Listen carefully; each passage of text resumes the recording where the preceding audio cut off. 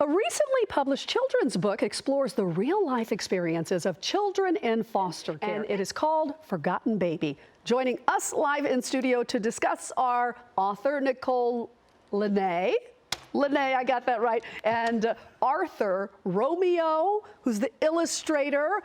Thank you both so much for being here. Thanks. And you, Arthur, were in the foster care system. Yeah. And you, Nychol, were not. No. Yes. So tell us about Forgotten Baby and why you decided on that title.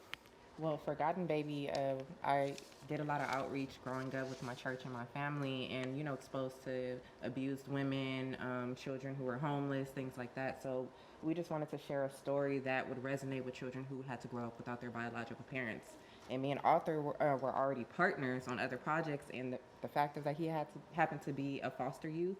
It just made sense, and he was able to share some of his experiences as well through the colorful illustrations. The illustrations are beautiful. Thank you so much. You know, a lot of these kids do feel forgotten growing up in the system. Sometimes they go from home to home, and a lot of them get lost in the system and aren't able to have a productive life. But you know, there are a lot of resources out there that are helping a lot of these kids get to, like, you know, very positive places when they have emancipation, when they leave the foster care system. How was it to go through that struggle and for you to overcome that struggle? I mean, it was pretty hard. You know, I lived in over 20 homes, and there was only one really good foster parent at the end of it, L.C. Jordan. She's gone now, but she was the best foster parent that I ever had. And but I made my way through it just with all of my art and reading. When you read early, you develop a lot of empathy, you know, and it just kept me on a straight and narrow. You know, I didn't fall prey to peer pressure or drugs or alcohol, and I kept my focus forward. And I'd like to give you this. I made a drawing of you. Oh, oh my God, you just did that. That is spot on. You are so talented. Oh, thank you. That's beautiful. Thank you so much. For sure. How much of your story is in the book? And if, Nychol, you would speak a little bit about the book. Well, it was difficult making the book. Mm-hmm. You know, again, like the empathy and everything. Children are very important to me. I do events for kids all the time, and having to draw, for instance, this book and its premise, it's not a typical one that you'd find in a children's book, but we live in a world now where we have so many diverse subjects, and we needed to, you know, approach this topic. And there's situations in here where the child, you know, experiences the loss and the hurt, and it was difficult, you know, drawing some of those I had a lot pictures. of adults who weren't in the foster care system call me saying I was crying because it's such a real story. She was pulled away from her mother. She came home one day. Her name is Maite. This is from a perspective as a 16-year-old, but she has back, you know, she's looking back at, you know, when it all began when she was a younger child, and she comes home and her mother's not there.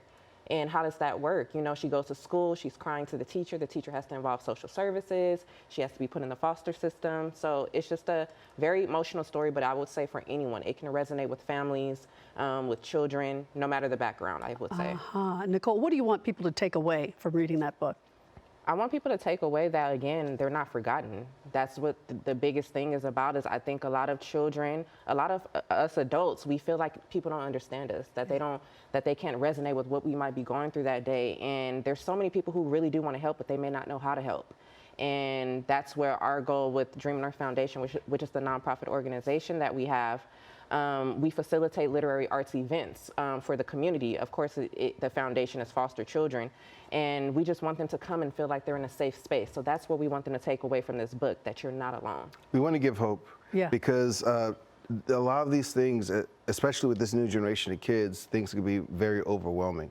Mm-hmm. You know, with cyberbullying, and with media being such a big standpoint in their life, you know, these kids, they see other family situations and feel like they're nothing because they're either in a group home or they're being passed over or they're getting blamed for everything. And You let's know. not forget to mention the peer pressure, because it's everywhere. Right. And when you're in those type of environments, it's hard to say no, especially when you're Yes. trying Oh, to yeah. fit in. And when you have some obstacles to deal with, it's hard enough being a kid who's not in the foster care system. But and there's so much of brilliance and talent in that population. Yeah. You were fortunate that you had your art to be able to have a creative outlet there. And so you guys are the dynamic duo, illustrating, yes, and writing, and such an incredible story, and beautiful as well. Oh, thank we want to you. thank you guys so much for joining us here and telling you. us a little bit about it. We really appreciate it. Forgotten Baby, story Get your by book today. Nychol, Lyna, you can be a broadcaster, and Arthur, Romeo. And Wonderful. all of the Go on. books that we sell, the proceeds go to foster children. So it goes to programs that support foster children, or the actual agencies that we partner with. Okay. Thank you both so much for coming in Thank you. and speaking with us this morning. We appreciate it. Thank you.